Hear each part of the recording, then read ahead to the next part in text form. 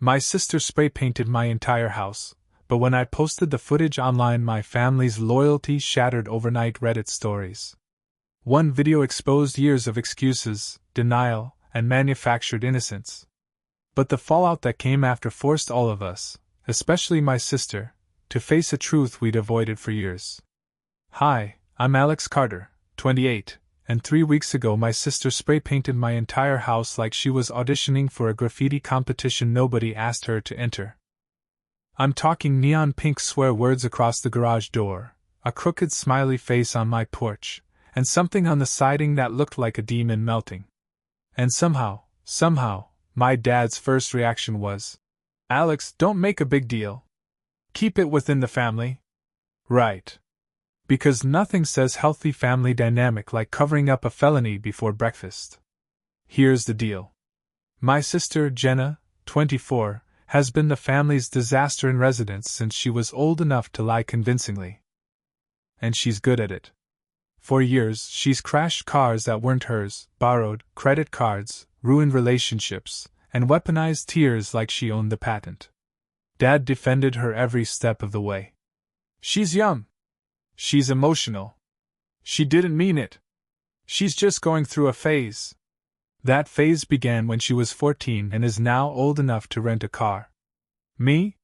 I was the reliable one. The fixer. The one they called when Jenna's life caught fire, which was often, and sometimes literally. The one Dad expected to set an example, which was code for clean up your sister's mess quietly so I don't have to face reality. But the night she destroyed my house, she crossed a line even Dad couldn't sweet-talk his way around. Here's how it went down. I had just installed new motion-activated security cameras, cheap ones, but good enough to catch raccoons, porch pirates, and apparently, my sister stumbling across my lawn with 2 cans of spray paint and the confidence of someone who thinks consequences are a myth. She spent 30 minutes vandalizing every visible surface, narrating half of it to her friends on FaceTime. I watched the footage in disbelief. Then anger. Then, honestly, comedy. It was so stupid it looped around to funny. The next morning, Dad showed up before Jenna even woke up. "Alex," he said, using his disappointed parent voice even though I was the victim. "Don't go to the police. We'll handle this privately." "We?" I asked. "Who's we?" "Family," he said like it was a legal contract. "Then, if you post anything publicly, you'll ruin her life." I laughed. Because Jenna had spent years ruining things for everyone else, and Dad never blinked. He told me to repaint everything myself. At my own cost. And apologize for antagonizing her by not inviting her to last weekend's barbecue. That was the moment something shifted in me. Something small, quiet, final. I said, "Sure, Dad. I'll take care of it." And I did. Just not the way he expected. That night, I uploaded the footage. All of it. No commentary. No captions. Just Jenna, in HD, destroying my property while acting like she was filming a tutorial. It exploded online within hours. And that was only the beginning.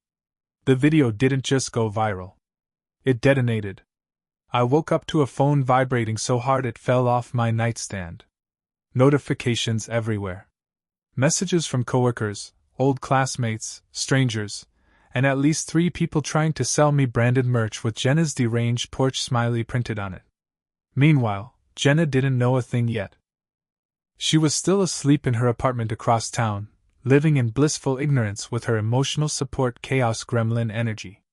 But Dad called me 7 times before 8 a.m. When I finally picked up, he didn't even say hello. "Alex, take it down. Now."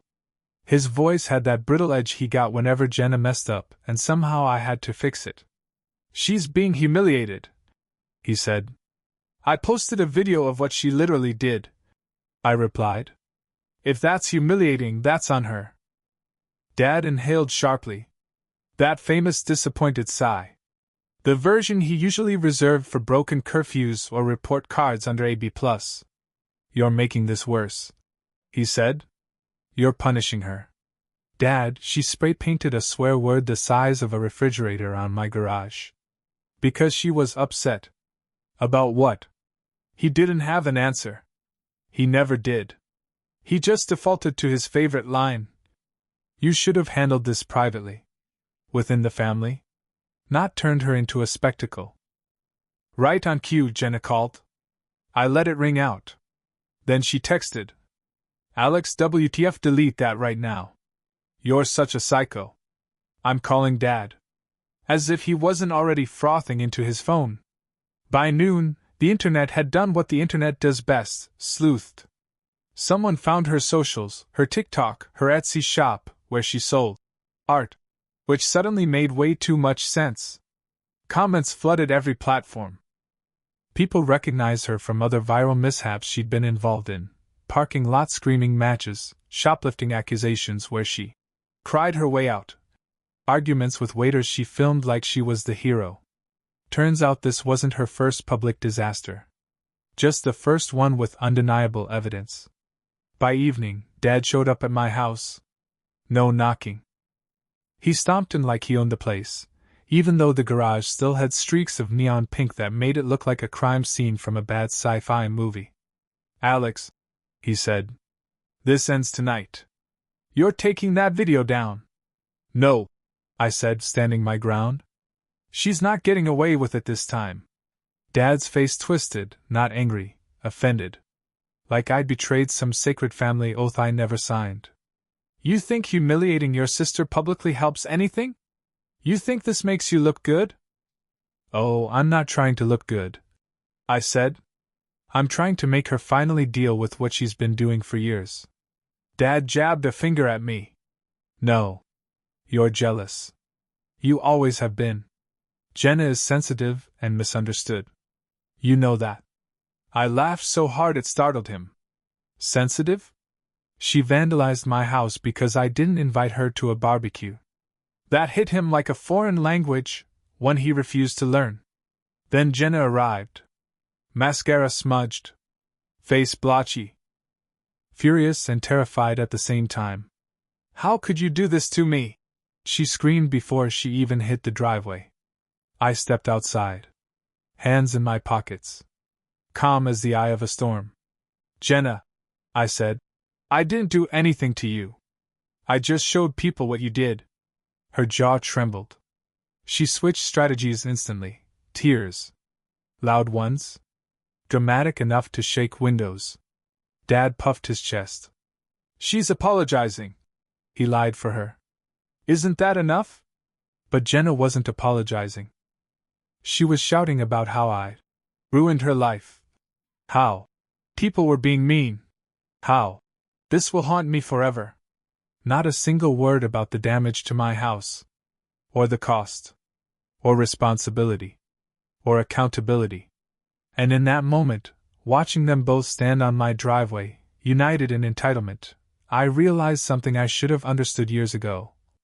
They weren't going to change. Ever. So I said it clearly. Jenna, you pay for every repair. Every cent. Or the video stays up forever. Dad gasped like I'd stabbed him. Jenna froze like she'd malfunctioned. And for the first time in my life, I watched Jenna realize she wasn't bulletproof. Jenna didn't just freeze, she glitched. 1 second she was crying like a Victorian widow, the next she dropped the act, straightened her spine, and snarled. I'm not paying for anything. You're seriously insane if you think this is my fault. Classic Jenna, deny reality until it gets tired and leaves. Dad jumped in like her personal bodyguard. She's upset, Alex. Don't corner her. You know how emotional she gets. Yeah, I said. Especially when she's guilty. That shut him up for a whole 3 seconds. Take the video down. His jaw clenched so hard I thought he'd chip a tooth. You're humiliating your sister in front of the entire world. Again, I said. The footage humiliates her. I just uploaded it. At that moment, Jenna's phone buzzed. Loud. Again and again. She looked down, and her face went from rage to horror to complete internal collapse. Because the internet had not stopped at simple comments. No, the internet had compiled the highlight reel. People dug up every tantrum she'd ever posted. Every video where she screamed at customer service workers. Every time she used tears to get out of trouble. Every art video where she vandalized public spaces for expression. Turns out this wasn't her first round of property damage, just the first time she couldn't edit her way out of it. Someone had even posted a side-by-side comparison of Jenna's art versus the crime scene on my house, with the caption, "Spot the difference, you can't." Dad looked over her shoulder, saw the comments, and turned pale. Paler than Grandpa had when he thought he was having a heart attack. "This is harassment," Dad stammered. "People are bullying her. That's illegal." "So is spray painting property," I said slowly, like explaining math to a toddler. "The law actually has a name for it." Jenna's sudden shriek cut me off. My job just fired me. She was shaking now, not out of fear, but because Jenna had only ever had one superpower: avoiding consequences. Losing a job because people saw who she really was? That wasn't supposed to happen in her universe. "You need to fix this," she screamed. "Say the video is fake. Say you edited my face onto someone else. Tell them you made it as a joke." Dad nodded vigorously, like this was a reasonable plan. "Yes, that's smart, Alex. Take responsibility. Do the right thing." I blinked at them. Hard. Slow. "You want me to lie to the entire internet to protect Jenna from..." "Jenna?" Jenna stomped closer. "You owe me." That was it. That was the moment something snapped, not in anger, but in clarity. "I don't owe you anything," I said. "But you owe me $6,382.19. Jenna's mouth fell open. Dad sputtered.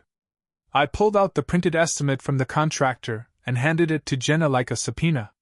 "Pay the bill," I said, "or the video stays up. Forever." Jenna ripped the paper apart like a raccoon tearing into trash. "Never!" she screamed. "I won't give you a penny. You're ruining my life."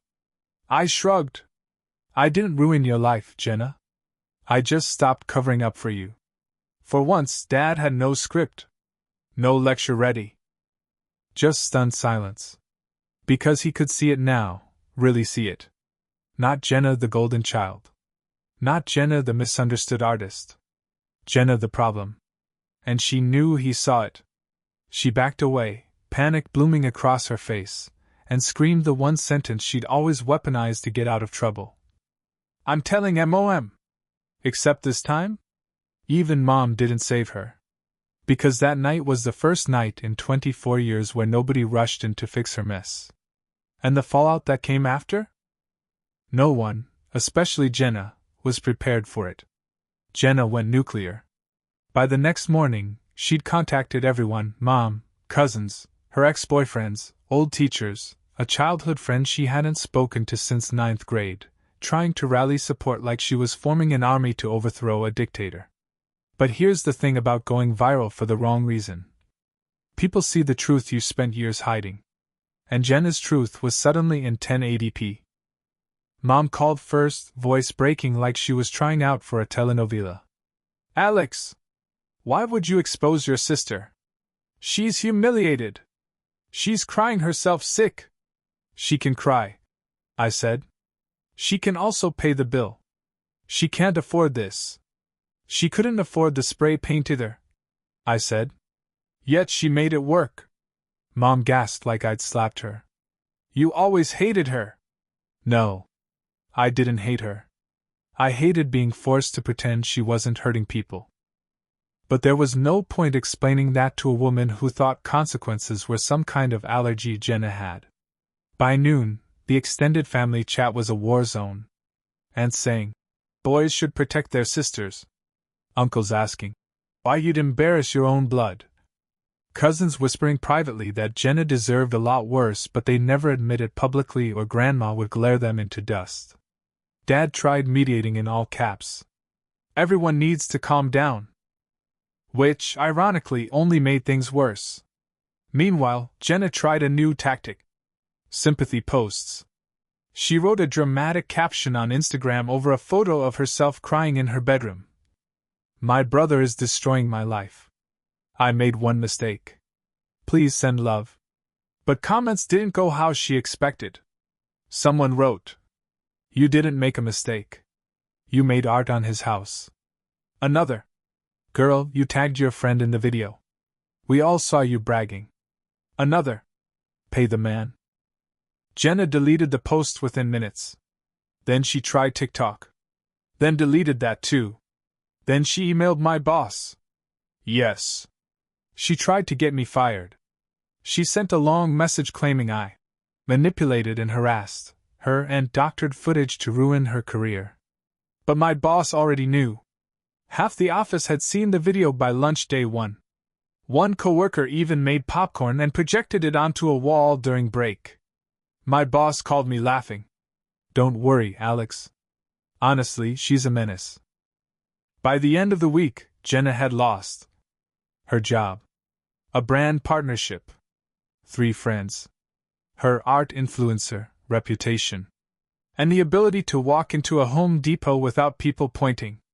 Dad finally came over again, alone this time, humbled in a way I'd never seen. He sat at my kitchen table, staring at his hands. Your sister, she's not doing well. She's dealing with consequences. I corrected. She says she'll pay. He said quickly. But she needs time. How much time? He paused. A lot. I handed him an envelope, the payment plan contract.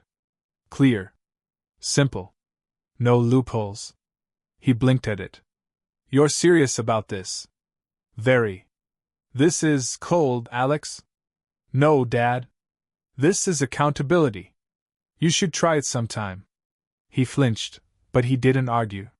He took the papers and left quietly. That night, Hope came over. We sat on my porch looking at my half-repainted house, sipping cheap lemonade. You okay? She asked softly. I nodded. And I was. Because for the first time in years, I wasn't the family scapegoat. I wasn't the fixer. I wasn't the emotional punching bag. I was the adult in the room. But the real twist came 2 days later, when Jenna made a decision so chaotic, so on brand, so unbelievably stupid, it nearly tore the family in half. And for once, it wasn't my mess to clean up. Jenna's unbelievably stupid decision arrived on a Tuesday, because of course it did. Disasters love weekdays. I was at work, halfway through convincing a customer that no, I could not personally fix her Wi-Fi from a telemarketing office, when my phone buzzed nonstop. 10 missed calls. 3 texts from Mom. 1 from a cousin whose entire personality revolved around gossip. Jenna went to the police. OMG, she filed a report against you. Call me right now. I nearly choked on my coffee. When my shift ended, I drove straight to the station. Not because I was panicking, no, I was curious what flavor of delusion she'd picked today. Inside, an officer recognized me immediately. You Alex Carter? Unfortunately, I said. He sighed like he'd been waiting all day for this moment. Your sister accused you of cyberbullying, harassment, defamation, and identity theft. Identity theft? I repeated. She spray-painted her own name on my house. He nodded. She also claims you deepfaked the footage. I blinked. Slowly. Very slowly. The officer slid a laptop toward me. Luckily, he said, we already watched the original security video. Timestamped. Clear Face ID. Crystal sound. Pretty open and shut. So, I'm not being arrested for my sister committing a crime? He cracked a tired smile. No, Alex. But your sister is in the next room, screaming at our sergeant. Right on cue, Jenna's voice carried through the wall. He's evil. He's obsessed with ruining me. Do you know how many followers I lost? I looked at the officer. He nodded sympathetically. We're aware. They brought her out eventually. Still crying. Still furious. Still acting like she was the victim in a documentary about injustice. The sergeant spoke to her like she was a toddler holding a lit match. "Ma'am, you vandalized your brother's property. On camera. You bragged about it. Multiple times. To your friends. Who confirmed it?" Jenna gasped, scandalized. "They snitched." "Ma'am," the sergeant said, "they live-streamed it." That shut her up, for 5 whole seconds, a personal record. Then she pointed at me dramatically. "He's turning everyone against me." I shrugged. Everyone finally has evidence. For the first time ever, Dad wasn't there to defend her. Mom wasn't either. It was just Jenna, screaming into a cage of consequences that actually held firm. The sergeant turned to me. "We're filing a misdemeanor vandalism charge. She'll need to appear in court." Jenna shrieked. "You're all ruining my life." I looked at her and said calmly, "No. We're just done cleaning it up." That broke her. She went silent, eyes wide, lips trembling, not angry now, but scared. Because for the first time, she understood something. The world wasn't buying her act anymore. Outside the station, I found Dad waiting in the parking lot. He looked older than I'd ever seen him, gray around the temples, shoulders slumped, every excuse he'd ever had collapsing under its own weight. "I thought she was better than this," he said quietly. "She isn't," I replied. He nodded once. Then again. And for the first time in 20 years, Dad didn't argue. Didn't deny. Didn't defend her. "She's paying you," he said. "Every cent." And that was the moment I realized something had shifted, not in Jenna, but in him. He finally saw her. He finally saw me. And everything that happened next, the court hearing, the repayment, the press coverage, the family reckoning, was built on that single, overdue moment of truth. But it wasn't the end. The real ending came the day Jenna showed up alone, no entourage, no excuses, no tears. And what she said changed everything. Jenna showed up 3 weeks later, no mascara streaks, no drama makeup, no entourage filming her like she was starring in a documentary about misunderstood artists. Just Jenna. Alone. Standing on my porch with her hands shoved in her hoodie pockets like she wasn't sure whether to knock or run. I opened the door slowly, expecting the usual excuses, deflection, tears calibrated for maximum manipulation. But she didn't speak. Didn't cry. Didn't even look up. She just held out a crumpled envelope. I took it. Inside was a cashier's check, the first payment. Real money. Not promises. Not IOUs. Not Dad co-signing her delusion. Actual repayment toward the $6,382.19 she owed me. I stared at it. Then at her. "Where'd you get the money?" She swallowed. "Sold my car." Her voice didn't have its usual syrupy quality. No performance. No quiver meant to soften me. "Why?" I asked. And she finally looked up. "Because I did it," she said. "And no one's fixing it for me this time." There was no sarcasm, no heat. Just quiet truth, the kind she'd spent years avoiding like it was toxic waste. She stepped back, crossing her arms tight across her chest like she was cold even though it was warm out. "You know what sucked the most?" she asked, staring at the ground. "It wasn't the comments. Or losing my job. Or court. It was..." She hesitated. "It was realizing everyone expected me to do something like that. Like it wasn't even a surprise." I didn't sugarcoat it. "It wasn't." She nodded, shoulders sagging. "Yeah. I know that now." For a moment she looked like the kid she used to be, before attention became her oxygen, before Dad made excuses her entire identity, before she learned that crying on command could erase consequences like magic. "I thought people liked me," she said quietly. "Turns out they liked the version of me I pretended to be." She looked up again, eyes clearer than I'd ever seen them. "I'm trying, Alex," she said. "Not to get sympathy. I'm trying. I didn't tell her it was okay. It wasn't. And Jenna wasn't magically changed. She was bruised, humbled, and standing on the edge of something she'd never faced before, accountability.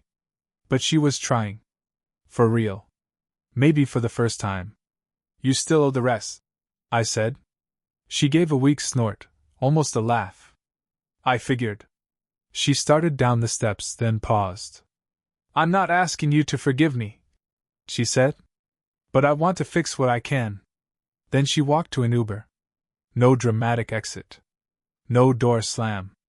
No final insult. Just a quiet retreat from the wreckage she'd created.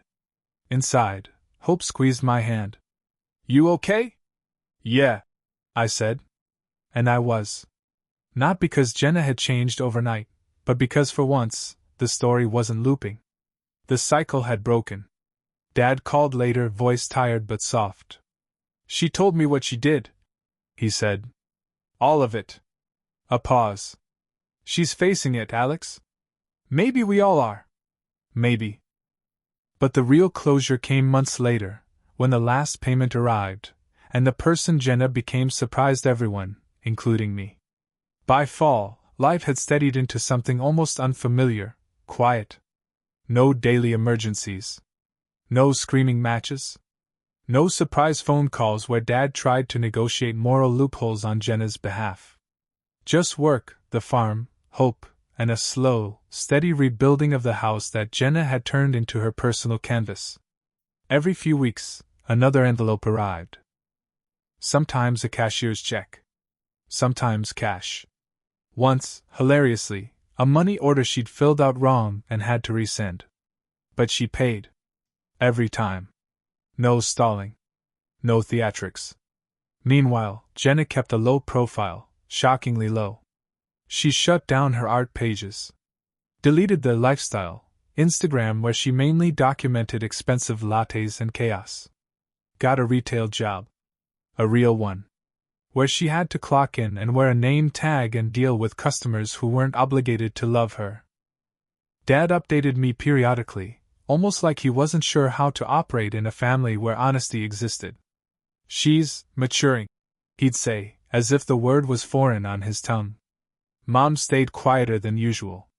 I think the viral fallout hit her harder than she admitted.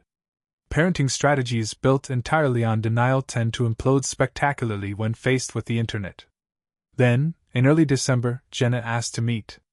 We sat in a booth at a quiet diner halfway between our places. No cameras. No theatrics. She wore simple clothes, hair pulled back, not a drop of contouring in sight. It was jarring how normal she looked. She slid the final payment across the table. All of it, she said. You're fully paid. I counted it. She didn't flinch. Then she took a breath like she was about to jump off a cliff. I want to say something, she said. And I want you to actually hear it. I braced myself for a twist back into old habits. But her voice was steady. I was awful to you, she said. Not just the paint. Everything. For years. You didn't deserve it. I knew that. I just didn't care. Because someone always cleaned it up. She swallowed hard. You stopped. And it was the worst thing that ever happened to me. But also the best. I stared at her, unsure what to do with this version of my sister, one who didn't exist for drama, who wasn't performing, who wasn't manipulating the lighting to look like a tragic heroine. She continued, voice softer now. You're a better person than me, Alex. You always were. And instead of trying to be better too, I made you a target. I'm sorry. No excuses. No rewriting history. No. But you made me feel. Just a clean, painful truth. I nodded once. That means something, I said. Doesn't fix the past. But it means something. She nodded too. Yeah. I know it doesn't fix everything. But I'm fixing me. Slowly. And thanks for not letting me keep being the person I was. We didn't hug. Didn't cry. Didn't have a movie moment. We just sat there, two people finally on level ground after years of imbalance. On the way out, she turned back. "Oh," she said. "And I'm never touching spray paint again. I can't even walk past a can without breaking into a sweat." For the first time, I laughed. And she did too. It wasn't forgiveness. Not yet. But it was the first real step towards something that looked like family, not the fantasy version Dad clung to, but the kind you build from scratch. And the final moment, the real ending, came at Christmas, when Dad tried one last time to play peacemaker, and discovered the family had rewritten its script without him. Dad tried gathering the family for Christmas like nothing had happened, like months of chaos, court dates, payments, and viral humiliation could be smoothed over with a ham and a forced group photo. He decorated the house within an inch of its life, lit every candle he owned, and texted all of us a long message about fresh starts and family unity. It had the same energy as inviting firefighters to a bonfire you personally started. Hope and I arrived first. Jenna pulled up 5 minutes later in a modest used car, no flash, no theatrics. She gave me a tight, nervous smile before heading inside. She wasn't performing. She wasn't hiding. She was just present. It was new. Inside, Dad practically sprinted toward us. "Merry Christmas!" he said, arms wide, voice too bright. "This is wonderful, all of us together again. We're healing." He said it like he'd written the script himself and expected the rest of us to read our lines. Jenna stepped forward. "Dad," she said, "can we not pretend?" His smile flickered. "Pretend what?" "That everything's fine because it's a holiday." There it was. The old version of Jenna would have clung to the theatrics. This one was over them. Dad tried laughing it off, but Mom called everyone to sit down, and the four of us ended up at the table with tension thick enough to butter bread with. When Dad raised his glass for a toast, I swear the ceiling winced. "To forgiveness," he declared. "To putting the past where it belongs." Jenna cleared her throat. "Actually," she said, "I'd like the past to stay where we can see it. So we don't repeat it." Dad froze mid-toast. Mom blinked rapidly. Hope hid a smile behind her drink. Jenna continued, voice steady. "I heard Alex.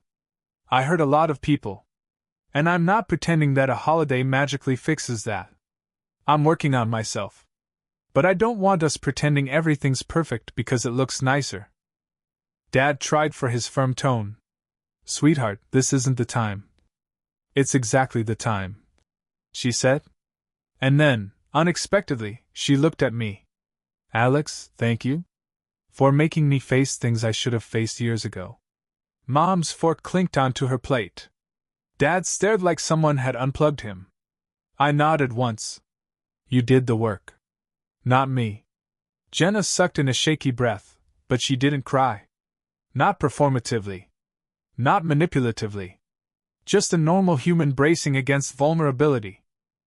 Conversation after that wasn't perfect. But it was honest. For the first time. Dad kept trying to steer things back to his version of family harmony. But nobody followed his lead, not even Mom. Jenna talked about her job. Her therapy. Her attempt at rebuilding a life without shortcuts. She didn't blame. Didn't excuse. Didn't rewrite history. By the time dessert came out, something felt lighter. Not fixed. Not healed. But shifted. When we finally left, Dad followed us to the door. "Are we good?" he asked, voice soft and uncertain, the first time I'd ever heard that note from him. "We're getting better," I said. "That's enough for now." He nodded, eyes wet, and didn't try to argue his way into a cleaner version of the truth. Outside, Jenna hugged me. Not theatrically. Not desperately. Just a real, human hug from someone who finally understood she wasn't above consequences, and wasn't beyond change. "See you soon?" she asked. "Yeah," I said. "Soon." Hope slid her arm through mine as we walked to the car. "That felt big," she murmured. "It was," I said. "And it was." A turning point. A brand new chapter. But not the finale. Not yet. The weeks after Christmas felt strangely calm, like everyone was waiting to see whether that fragile progress would hold or snap under the weight of old habits. For the first time in my life, I wasn't bracing for Jenna to cause another disaster. She kept her head down. She worked. She paid what she owed. She didn't post cryptic stories about haters. It was almost unsettling, like meeting a roommate you thought was a raccoon in human clothing only to discover they can actually wash dishes now. Dad, meanwhile, was going through his own recalibration. He kept calling me for small updates that had nothing to do with drama.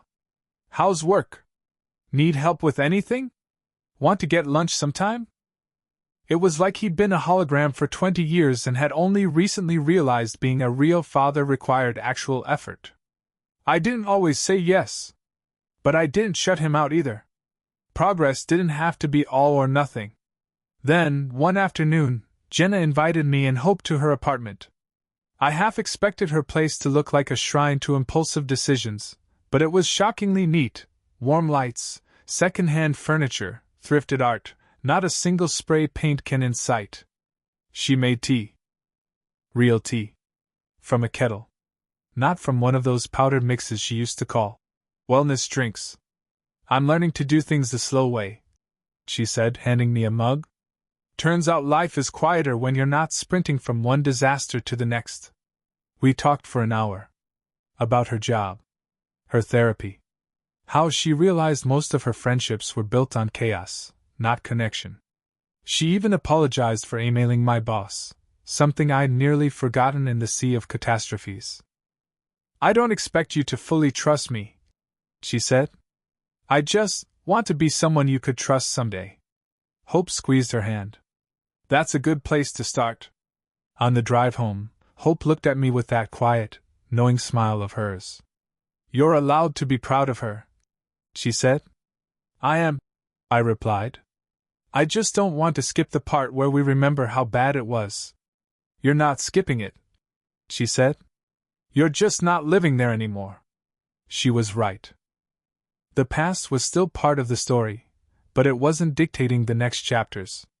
A month later, we all met up for Dad's birthday. Small gathering. Just the immediate family and Hope. No theatrics, no speeches, no attempts by Dad to force a group hug into the event. But around dessert, he cleared his throat. I want to say something, he said, eyes flicking between me and Jenna. I made things harder than they needed to be. I defended what shouldn't have been defended.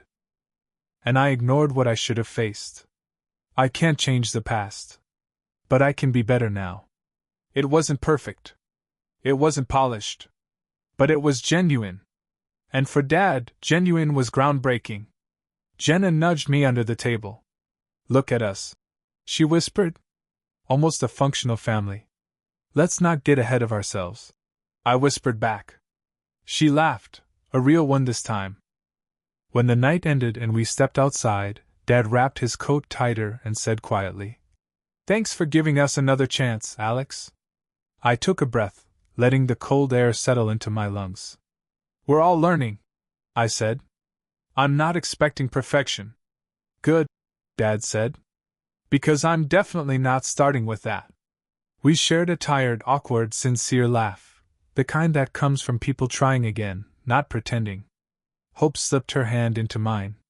Jenna waved from her car. Mom hugged me without crying about the emotional weight of it all.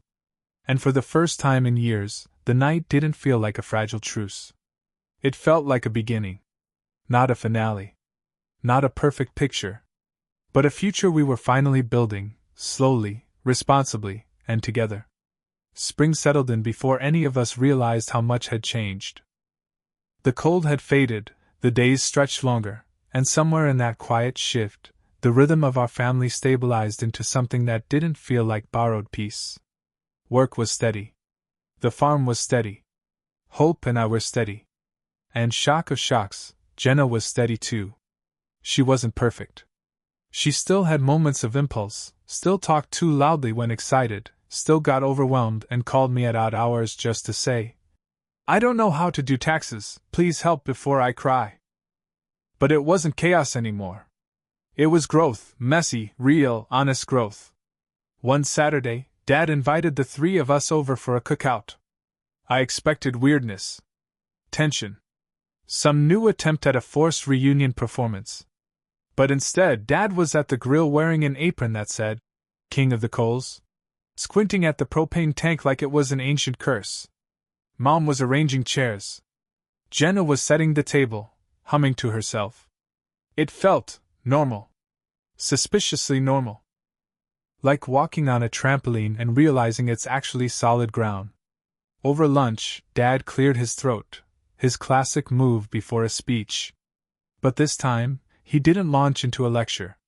He just said, I'm glad you're here, and left it at that. Mom refilled everyone's drinks without narrating her emotional sacrifice. Jenna asked if she could host Easter. But like a calm Easter, not an Easter where someone flips the table. Dad nodded so hard his glasses almost fell off. Hope leaned toward me and whispered, Is this the Twilight Zone? Honestly, it felt like it. After we ate, Jenna pulled me aside. Not far, just to the edge of the yard where the noise faded enough for real conversation. She kicked at the grass. So, I'm thinking about going back to school. I froze. Really? She nodded. I don't want to be an influencer or an artist or whatever I thought I was. I want something stable. Something I earn. She paused. And I want you to know, I'm not doing this to impress you. I'm doing it because I want a life that isn't built on shortcuts. Something tightened in my chest. Not sadness. Pride. A quiet, warm kind. That's the best reason to do it, I said. She grinned, crooked, hopeful, more real than any smile she'd ever staged for a camera. Also, she added, if I ever touch spray paint again, you have my permission to taste me. I snorted. Noted. We walked back toward the porch where Hope was laughing with my mom about something involving burnt rolls, and Dad was lecturing the grill like it had personally betrayed him. For a moment, one suspended, gentle moment, I saw the family we could have been if accountability had arrived earlier. If denial hadn't been the dominant parenting style. If we'd all seen each other clearly instead of through layers of excuses, roles, and expectations. But then I realized something important. We couldn't rewrite the past.